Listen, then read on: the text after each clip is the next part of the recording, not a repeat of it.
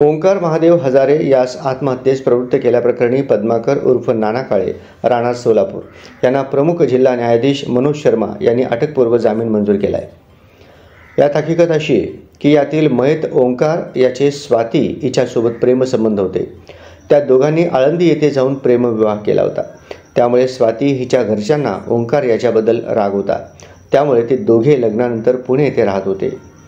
पुणे येथे राहत असताना ओंकार हा त्याने घेतलेली कार ही भाड्याने चालवत होता। आलेल्या भाड्याचे पैसे स्वाती हिने तिची बहीण अनुराधा हिच्या खात्यावर पाठविले होते। त्यावरून दोघात भांडणे झाली होती।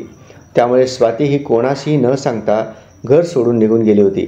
काळजीपोटी मयत ओंकार यांनी स्वाती ही बेपत्ता झाल्याबाबत पोलिसांकडे मिसिंग दाखल केली होती। पोलिसांनी शोध घेतला असता ती तिच्या बहिणीकडे मिळून आली। त्यानंतर स्वाती ही तिच्या आईवडिलांच्या राहत्या घरी राहण्यास आली होती। त्यावेळी मयत ओंकार हा नांदण्यास पाठवा म्हणून स्वाती हिच्या आईवडिलांकडे गेला असता त्यास आम्ही मुलीला पाठवणार नाही असे म्हणून शिवीगाळ केली होती।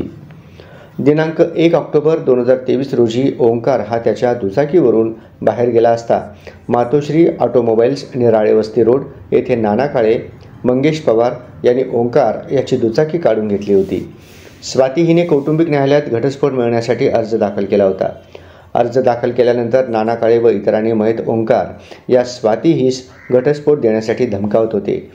तसेच तो राहत असलेल्या घराजवळ नाना काळे याची 20 ते 25 पोरं हे येऊन ओंकार यास धमकावत होती।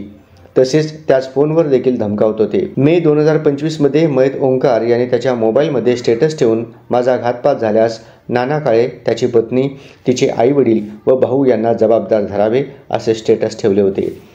दिनांक 8 जून 2025 रोजी मयत ओंकार हा त्याचा मेहुणा मंगेश याच्या लग्नासाठी गेला असता त्याचे सासऱ्यांनी अपमान करून शिवीगाळ